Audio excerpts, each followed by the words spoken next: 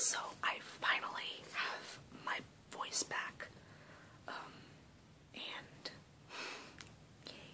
So I am honestly just glad that I can actually make a whispered video for you this week, because I really wanted to make a video about this book that I read when I was like in, I want to say, 8th grade or 9th grade.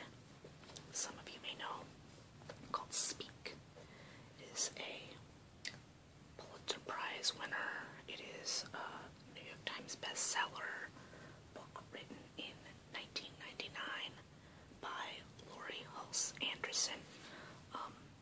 It gets taught in a lot of English classes today, but it has also been banned by a lot of schools.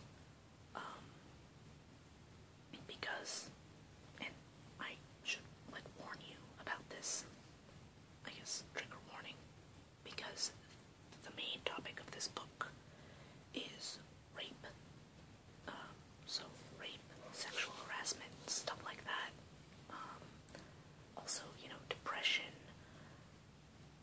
I don't necessarily know if it reaches suicidality, but stuff like that. PTSD. If stuff like that is a trigger for you, then this is probably, this is probably not the book for you, but if not, it is highly, highly recommended reading. This was probably one of my favorite books through, like I said, middle school, high school. I will read to you the back of it.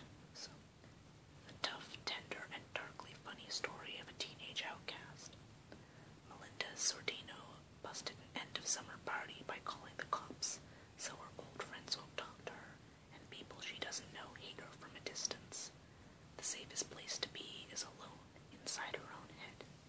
But even that's not safe, because there's something she's trying not to think about, something about the night of the party that, if she let it in, would blow her carefully constructed disguise to smithereens, and then she would have to speak the truth.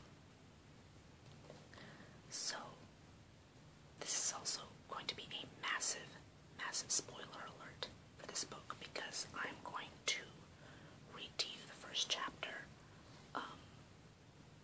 but I am also going to discuss, obviously, I'm going to reveal what happened. So, if you do actually intend on reading this book and really don't want to be spoiled, which, I don't really think of this as the kind of book to, spoiler alert for, because I'm pretty sure they bring up what happens pretty early on in the book. It's not like a massive, a huge mystery thing that they don't reveal until the end. It's just, anyway. So, what happens to her, this thing that she doesn't want to talk about, is, the previous year, so when she was in 8th grade, which is, actually really young to have to deal with all of this if you think about it, but anyway, she and her friends go to a, end of the school year party, with, drinking and all sorts of dancing and making out and stuff. She gets pulled aside by this older high school guy, Andy, who sort of overpowers her and rapes her. And so she is, sort of out of it and not quite sure what's going on, and just knows that, she needs to call the cops. So she goes and she finds the nearest phone and calls the cops, and people see her and realize that she has called the cops, and she's still kind of out of it, and people are yelling at her and upset, and she's still pretty out of it and very confused and hurt and just in a very strange mental state. So she runs off, sort of scared and alone, and she runs home. And so this starts with the beginning of the next school year, which is her first year in high school. And actually, I'm pretty sure I read this in 8th grade, because then, by the time I was starting high school, I was thinking, man, I'm pretty scared. But this girl starts high school with literally everyone hating her, because by this point, everyone knows that she called the cops on this big party, and nobody knows why. All they know is that Melinda called the cops. They showed up, they busted this party with, everyone underage drinking, and people got arrested and stuff like that. It's all her fault. That's all they know. And she starts freshman year of high school with everyone hating her. So, anyway, I will get to reading the first chapter. So this book is done sort of diary style, so they're organized like at the first marking period, and rather than chapter 1, chapter 2, each just kind of has a header. So this one is Welcome to Merriweather High. It is my first morning of high school. I have 7 new notebooks, a skirt I hate, and a stomachache. The school bus wheezes to my corner. The door opens and I step up. I am the first pickup of the day. The driver pulls away from the curb while I stand in the aisle. Where to sit? I've never been a backseat waste case. If I sit in the middle, a stranger could sit next to me. If I sit in the front, it will make me look like a little kid, but I figure it's the best chance I have to make eye contact with one of my friends, if any of them have decided to talk to me yet.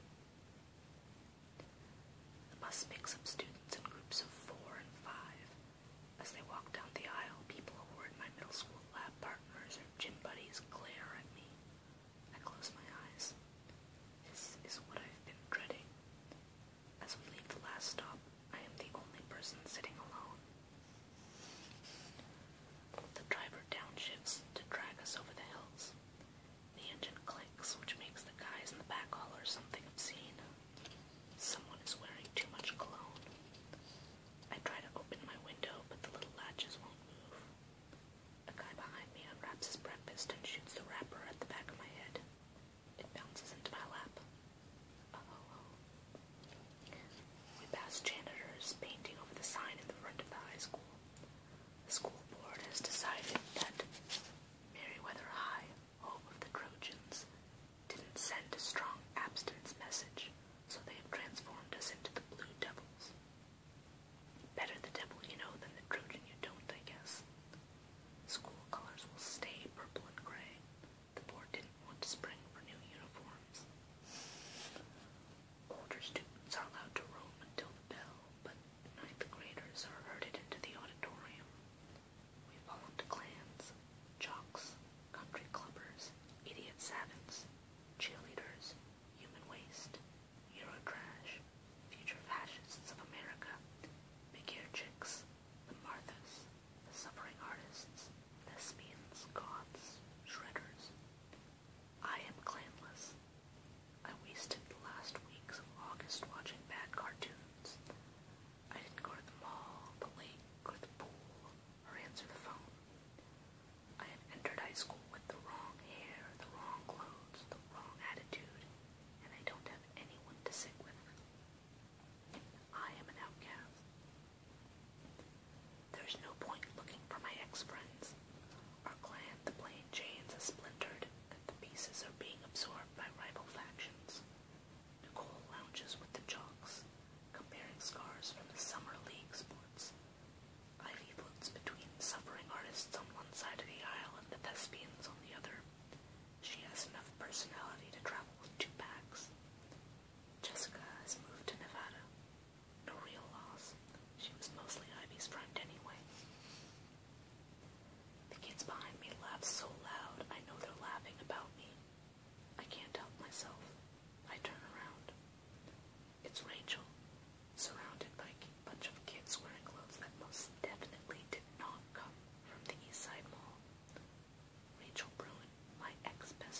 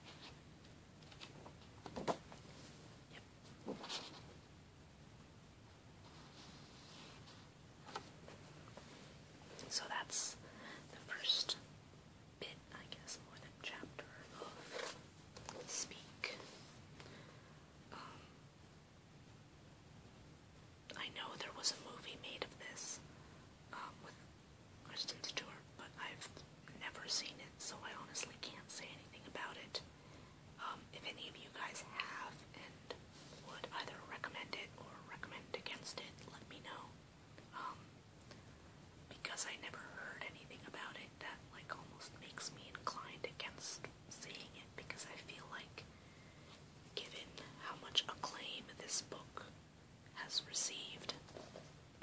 The fact that I, like, didn't even know they had made a movie until I looked it up just makes me feel like it's probably not all that great, but I could be wrong. I could be totally wrong. Obviously, there are definitely great movies that no one's ever heard of, so. Anyway, so, yeah, like I mentioned, she is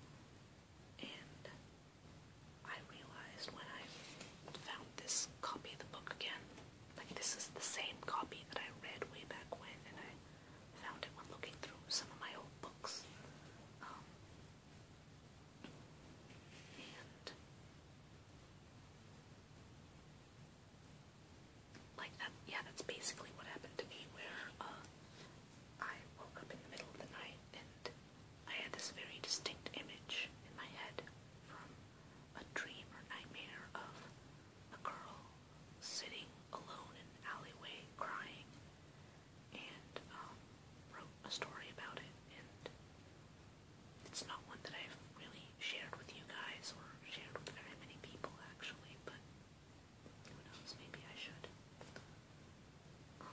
It certainly seemed to work out well for Laurie Halse Anderson. So, there you go. And the rest of this book. So, like I mentioned, the speaking is the big theme, and it's about not only her search for self-identity, and personal growth and coming-of-age stuff, but also her learning to speak out. So, taking art classes and learning to express herself, and again, spoilers, but like later in the book, her friend Rachel, she mentions, starts dating the guy who raped her. And so then she finally comes out and tells her friend Rachel what happened. Rachel breaks up with the guy, and the guy attacks Melinda. And, attacks her in a closet or something like that. And basically, the whole school finds out, and she stops being an outcast and starts being a hero, which I guess is ideally how things would work, even though that's not always how things work, unfortunately. I have heard very many news stories of, popular guy rapes girl, or in some cases it's like the whole freaking football team or something. And even if there's evidence, even if there's, nothing happens to the guy, he doesn't get suspended or expelled or anything, he doesn't get in trouble for it, the girl gets slut-shamed for it, and then, in many cases, she ends up committing suicide or something, and at least this story has a good ending, and, I think that's why, like I said, this book has been taught in a lot of high schools, and rightfully so, I think, because this actually pretty accurately covers what teenagers go through. And this was written in 1999. Things are totally different now with, the internet and stuff like that, but aside from that, it's actually pretty timeless.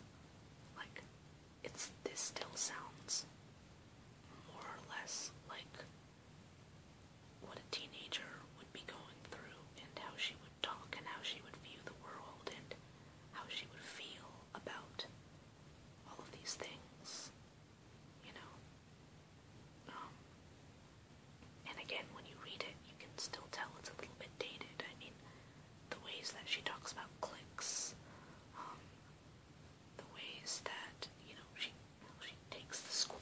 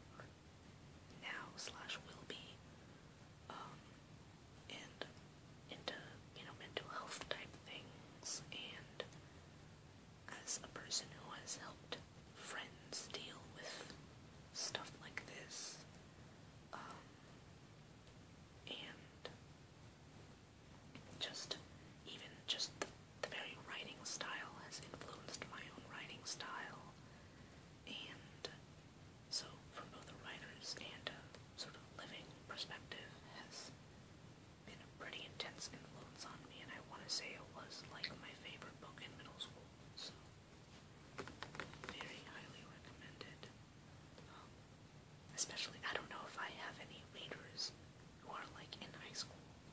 I mean, I know I do have some, but, like, some of you follow along. I know my analytics show that my followers and watchers tend to be more college level, stuff like that, but those of you who are, like, in high school, I think, I do like that there are high schools teaching this, because that is when you need to know about stuff like this. Like, I think it's really important to learn about, I guess, different types of peoples and experiences and social